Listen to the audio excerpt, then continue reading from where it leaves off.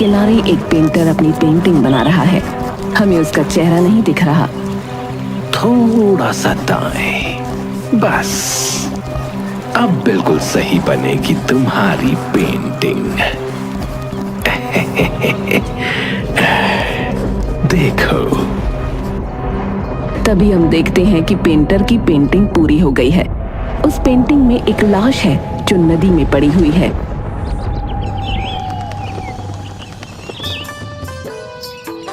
भोलू मछलियां पकड़ने नदी किनारे आता है। ना ना ना ना, इतनी बास काहे आ रही है भैया यहाँ से? कोई गंदी मछली तो नहीं आ गई किनारे पे? चलो छोड़ो। ए भोलू, तू जाल बिछा। आज बहुत सारी मछलियां पकड़नी होंगी तुझे। हाँ, वरना तो पैसे की बहुत तंगी हो जाएगी रे। भोलू जाल नदी में डालता है। ए भगवान, मच्छी की जगह सोना चांदी दे दे आज तो जाल में। जाल में कुछ मछलियां आ जाती हैं। भोलू मछलियां अपने बोरे में डालता है। वाह वाह वाह वाह, बस ऐसे ही थोड़ा सा और मिल जाए, फिर हम चलेंगे अपने घर की ओर। ना ना ना ना। भोलू दोबारा जाल पानी में डालता है। दे दे भगवान, बड़ी मछली जाल में दे दे। तभी जाल भारी हो जाता है। अरे, जाल तो सच में भारी हो गया है। लगता है कोई बड़ी चीज आ गई है जाल में। क्या भगवान, आज तो आपने सचमुच सुन ली मेरी। जय हो। अरे, बड़ी भारी चीज लगती है भाई, पर कोई बात नहीं। भोलू भोलू, खींच बेटा, खींच खींच। तभी भोलू देखता है कि उसके जाल में एक लड़की की लाश है। अरे अरे, ये क्या है भैया? ये कौन है? भोलू, जल्दी से बाहर निकाल इसे, क्या पता जिंदा हो। भोलू लड़की को बाहर निकालता है और हैरान रह जाता है क्योंकि वो मर चुकी है। अरे, इसका चेहरा तो रिमझिम से मिलता है। सरपंच पंचायत में आते हैं। मैं यहाँ ज्यादा कुछ नहीं कहना चाहता, लेकिन जिसने भी हमारी बेटी रिमझिम का कत्ल किया है, वो जमीन में छुपे चाहे बादल में, उसकी मौत अब तय है। हाँ, अब पुलिस इस गांव में आएगी और तहकीकात शुरू करेगी, लेकिन हमें पुलिस पर पूरी तरह से भरोसा नहीं है, इसलिए हमने बुलाया है एक जासूस को, जिसका नाम है जोशी रावत। वो कल यहाँ पहुंच जाएगा। जोशी नदी के किनारे पहुंचकर तहकीकात करना शुरू कर देता है। खूनी ने नदी के अंदर ही मारा होगा इस लड़की को। नदी में लाश को लाके फेंकना इतना आसान नहीं है। तभी उसके पास सरपंच का नौकर किशोर आता है। अरे, आप जोशी साहब है क्या? हाँ, और मेरे हिसाब से तुम्हें सरपंच जी ने भेजा है। हाँ हाँ, आपको ले जाने के लिए। पर आप यहाँ सीधा क्यों आ गए? अरे, यहीं से तो मेरा काम शुरू होगा। अच्छा, ये बताओ किशोर, पुलिस को यहाँ से क्या कुछ मिला है क्या? ऐसा तो कुछ खास नहीं मिला है साहब, पर एक चीज मिली है। यहाँ पर किसी ने जो है एक चित्र बनाकर छोड़ा था लड़की के मरने वाले वक्त का, जिससे जो है अब पुलिस मान रही है कि कातिल जो है पेंटर हो सकता है। इंटरेस्टिंग। और कुछ मिला है क्या? और तो कुछ नहीं मिला है साहब ऐसा। उसने जो है लड़की का मुंह भी नहीं बिगाड़ा और ना ही उसकी लाश को छुपाया, पेंटिंग भी बनाई। यानी वो हमसे कुछ छुपाना नहीं चाहता है, बल्कि हमें कुछ दिखाना चाहता है। खैर छोड़ो, चलो सरपंच के पास चलते। चलो। जोशी को चलते चलते एक पेड़ पर एक चित्र बना हुआ दिखता है। चित्र में एक आदमी के ऊपर एक पत्थर गिरा हुआ है। अरे, ये तो बच्चे बनाते रहते हैं। आप आइए। हाँ चलो। जोशी और किशोर सरपंच के पास पहुंचते हैं। सरपंच जोशी से मिलता है। जोशी, उम्मीद है तुम्हें आने में कोई तकलीफ नहीं हुई होगी। नहीं सरपंच जी। तुम क्यों आए हो तुम्हें पता ही है, हमारी बेटी का कत्ल हो गया है। हमें कातिल चाहिए, जिंदा या मुर्दा। उसके लिए तुम्हें जो भी चाहिए वो मिलेगा तुम्हें। सरपंच जी, अभी तो मुझे बस वो पेंटिंग देखनी है जो स्पॉट पर मिली थी। क्या हो सकता है? मैं कोशिश करता हूं। आज तुम आराम करो। अच्छा ठीक है सरपंच जी, अभी मैं चलता हूं। अच्छा। गांव में बहुत शोर हल्ला मच रहा है। जोशी उठता है। जोशी किशोर को बुलाता है। किशोर, इधर आओ तो जरा। किशोर जोशी के पास आता है। ये शोर अल्लाह क्यों मच रहा है सुबह सुबह? अरे गजब हो गया जोशी जी, गांव में एक और लाश मिली। पूरा गांव वहीं जा रहा है, पुलिस भी आने वाली है। अच्छा, क्या तुम मुझे वहां लेके चल सकते हो अभी? हाँ चलिए चलिए, पास में ही है। किशोर और जोशी लाश के पास पहुंचते हैं। वहां पुलिस भी आ गई है। अरे नहीं, ये नहीं हो सकता है। जोशी देखता है कि लाश का मुंह बड़े पत्थर से कुचल दिया गया है। ऐसा ही दृश्य उस दिन मैंने उस पेड़ पर बना हुआ देखा था। तभी जोशी को एक पेंटिंग उसके पैर के नीचे मिलती है, जिस पेंटिंग में एक आदमी एक ऊंची जगह पर से नीचे कूद रहा है। यानी ये सिलसिला रुकने नहीं वाला है। ये कातिल हमें हिंट दे रहा है। क्या जोशी जी, तुम्हारे गांव में मौतें अभी और बढ़ने वाली हैं। कौन कौन मरेगा और कैसे मरेगा और कब मरेगा, ये कोई नहीं जानता।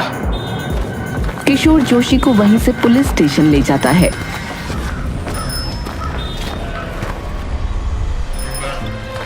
किशोर, कातिल तो एक ही है जिसने लड़की को मारा और उस आदमी को भी, और अब वो अपना तीसरा शिकार करने वाला है। मगर तीसरा शिकार है कौन जोशी जी?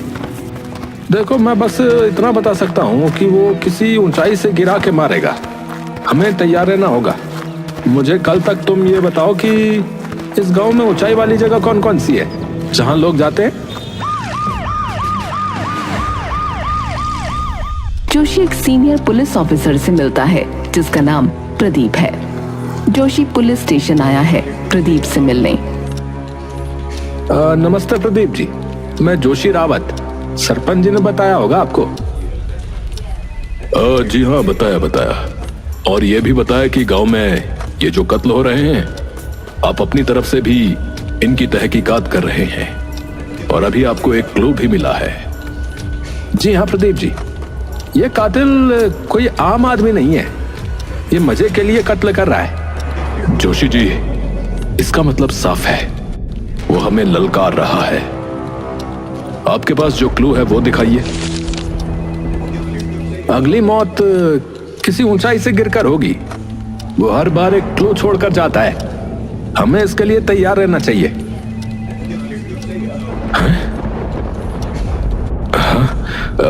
पर इस गांव में ऊंची जगह इतनी है ही नहीं। कुछ पहाड़ हैं, बिजली का घर जहां कोई जा नहीं सकता, और एक पानी की टंकी। पानी की टंकी, वहां वो आ सकता है।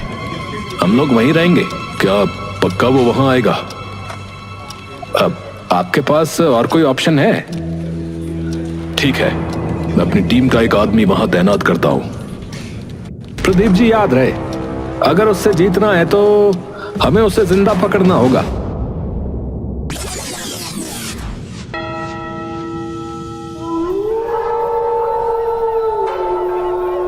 पानी की टंकी के ऊपर से दो लोग निगरानी कर रहे हैं, एक जोशी और दूसरा कांस्टेबल वीरपाल।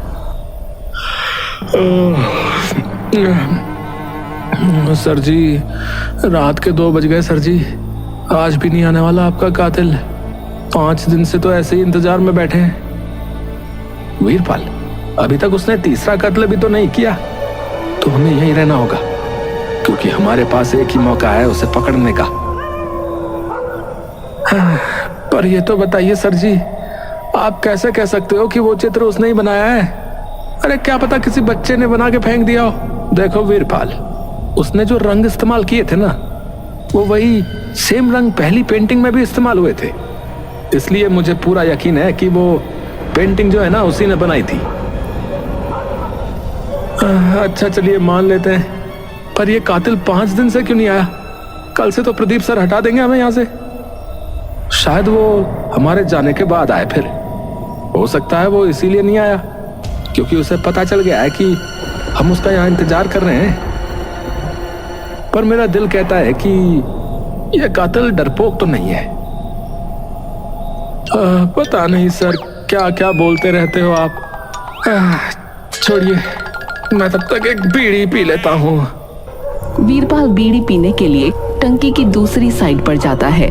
वीरपाल और जोशी टंकी की टॉप ऊंचाई पर हैं। तभी एक गोली चलने की आवाज आती है। जोशी भागकर वीरपाल के पास आता है तो देखता है कि वीरपाल की लाश टंकी से नीचे जमीन पर गिर गई है और दूर एक आदमी गन लिए खड़ा है जो कि कातिल है। वीरपाल! जोशी सीढ़ियों की मदद से टंकी से नीचे उतरता है जहां वीरपाल की लाश लहूलुहान पड़ी है, जो मर चुका है। भाग भाग, मैं भी देखता हूँ तू कितनी दूर तक भागता है। भाग।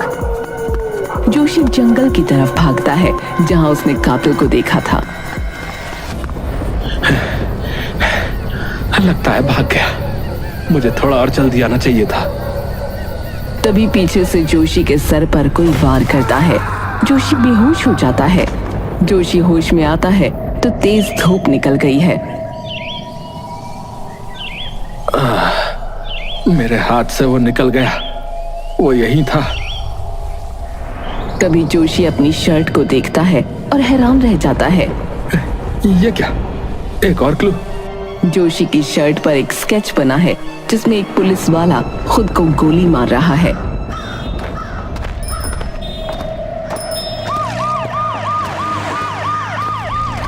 जोशी और प्रदीप बात कर रहे हैं। अब तो मैं इसको छोड़ने वाला नहीं हूं। मेरी टीम के आदमी को मारा।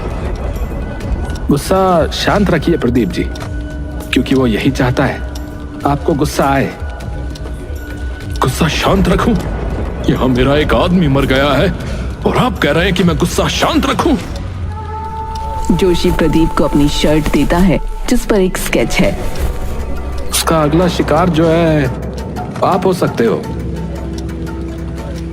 पुलिस वाला खुद को गोली मारेगा? हाँ, वो यही क्लू छोड़ के गया है। सबको आगाह कर दीजिए, मैं चलता हूँ।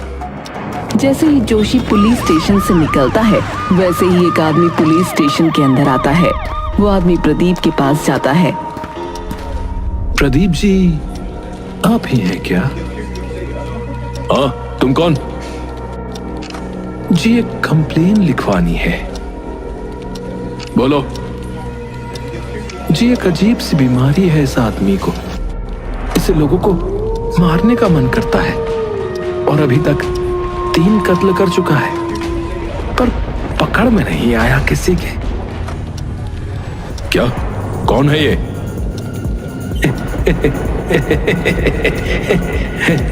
मैं ही तो हूँ, पेंटर।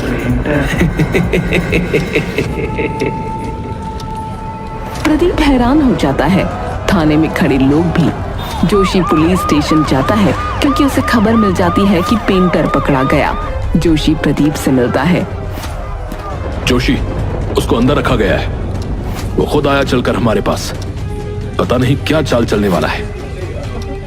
मैं जानता हूं, लेकिन क्या इंटेरोगेशन में मैं आपके साथ बैठ सकता हूं? ठीक है, चलो। एक कमरे में प्रदीप, जोशी और पेंटर बैठे हैं। प्रदीप और जोशी पेंटर से पूछताछ शुरू करते हैं। नाम क्या है तुम्हारा? दीपक। अच्छा, तो दीपक, क्यों मारा इतने लोगों को तुमने? मजे के लिए, इज्जत के लिए। जोशी प्रदीप को रोकते हुए। इज्जत क्यों नहीं मिलती तुम्हें? क्या दबाए बैठे हो अपने अंदर? हमें बताओ, हमें भी तो पता लगे। या तुम सिर्फ एक पागल हत्यारे हो? मैं पागल नहीं हूं, समझे? जो कुछ भी मैंने किया उसके पीछे एक वजह है। हाँ तो बताओ ना, हमें भी बताओ। मेरी मां के जाने के बाद मैं और मेरे पिता टूट गए थे। मेरी मम्मी की मौत बीमारी से हुई थी। मैं उस वक्त 5 साल का था, लेकिन मेरे चाचा चाची की नजर मेरे पिता की जायदाद पर थी। पिता के मरने के बाद सारी जायदाद चाचा की हो जाती। चाचा और चाची प्लान बनाते हैं। सावित्री, मैं ज्यादा रुक नहीं सकता। श्रवण को जायदाद नहीं मिलनी चाहिए, वरना हमारा क्या होगा? बुढ़े ने उसके नाम 60% जायदाद कर रखी है। अजी तुम्हारा तो कुछ है ही नहीं। वो काटे ऐशो आराम की जिंदगी और तुम काटना आम जिंदगी। अरे यही सोच के तो गुस्सा आता है मुझे। जिंदगी भर मेहनत मैंने करी क्योंकि वो बड़ा था, और लगान भी देना मेरे हिस्से में ही आया। जब तक वो जिंदा है मुझे कुछ नहीं मिलने वाला। तुम मार दो उसे। क्या कह रही हो तुम? सही कह रही है तू। दीपक अपने पापा के साथ घूमने आया है। तभी दीपक को एक आइसक्रीम वाला दिखता है। पापा, पापा आइसक्रीम दिलाओ ना। अच्छा रुक, दिलाता हूँ। पापा का बटुआ कहीं छूट जाता है।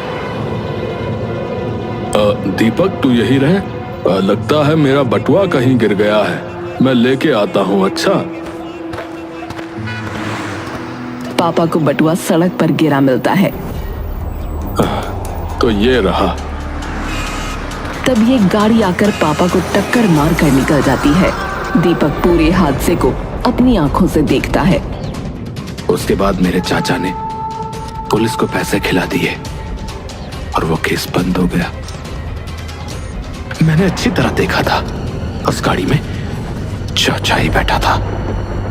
मैंने कुछ पेंटिंग उस दृश्य की पुलिस ऑफिसर को दी, लेकिन उसने वो पेंटिंग कूड़े में फेंक दी। किसी ने मेरी बात नहीं सुनी, न अदालत ने न तुम्हारे कानून ने। मेरे चाचा ने मेरे हिस्से की जायदाद भी हथिया ली। फिर एक रात चाचा और चाची घर में सो रहे थे। चाचा और चाची घर में सो रही हैं। दीपक हाथ में छुरी उठाता है और चाचा चाची को जान से मार देता है। मैं उन्हें मारकर भाग आया। इस गांव में रहा, यहां पला बढ़ा। फिर तुमने जो है बाकी के ये 3 कत्ल क्यों किए? फिर चाचा चाची को तो मार दिया, लेकिन तुम पुलिस वालों को भी तो औकात दिखानी थी ना। मुझे नजरअंदाज किया। मुझे क्यों भाई? पैसे देके तो बिक जाते हो तुम। कैसे बैठे हो मेरे सामने? मारो ना गोली मुझे। तुम्हारी औकात नहीं है कुछ, समझे? इसीलिए सबसे पहले मैंने सरपंच की बेटी को मार दिया। दीपक नदी किनारे खड़ा पेंटिंग बना रहा है। तभी वहां सरपंच की बेटी आती है। तुम पेंटर हो? हाँ जी। मैं नदी किनारे जा रही हूँ, क्या मेरी पेंटिंग बना सकते हो? देखो जी, माफ करना, मैं बना नहीं सकता। अरे इतने नखरे क्या कर रहे हो? सरपंच की बेटी हूँ मैं, समझे? कितने पैसे लोगे ये बताओ। चलो, जरूर बनाऊंगा तुम्हारी पेंटिंग।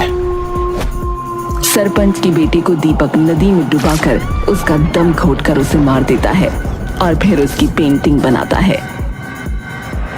सरपंच की बेटी को पेंटिंग चाहिए थी, बना दी उसकी पेंटिंग। ले ले ले, रख ले इसे, ले ले ले। ये बताओ कि फिर उस आदमी को क्यों मारा? आदमी? हाँ, रोज दारू पी के अपनी बीवी को मारता था साला। बाहर दूसरी औरत से चक्कर चला रखा था। मेरे पड़ोस में ही रहता था। तो फिर मैंने बनाया उसे अपना दूसरा टारगेट। कुछ गलत किया क्या?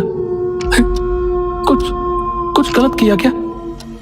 अरे अरे उसकी बीवी तो आजाद हुई ना उस जल्लाद से, आजाद हो गई वो। आजाद हो गई। और फिर वीरपाल को क्यों मारा? है वीरपाल, हाँ, उससे कोई लेना देना नहीं था। मैं तो उस दिन गया था खुद की जान लेने, पर फिर देख गया वो मुझे, तुम्हारा आदमी वहां टंकी के ऊपर बैठा हुआ। मेरा प्लान खराब हो गया, पूरा प्लान खराब हो गया मेरा। तो फिर अगले दिन मैं फिर आया गन लेके खुद को मारने के लिए, और गोली मार दी उस बंदे को। क्या है ना मेरी पेंटिंग सच होती है। अब कोई भी मरे मुझे उससे कोई फर्क नहीं पड़ता है।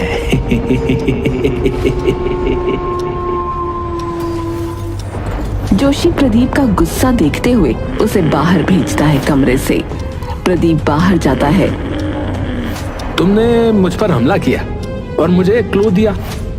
क्लू था एक पुलिस वाला खुद को गोली मारेगा, लेकिन तुम बैठे हो हमारे सामने निहत्थे थे, यानी कि तुम हार चुके हो।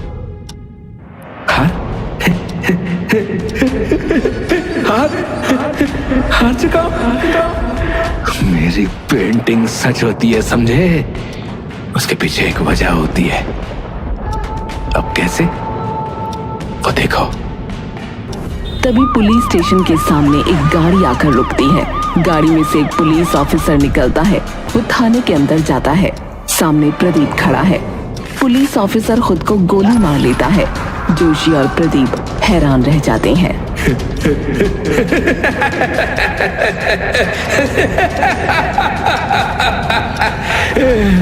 मैंने कहा था ना मैंने, मेरी पेंटिंग्स सच होती है।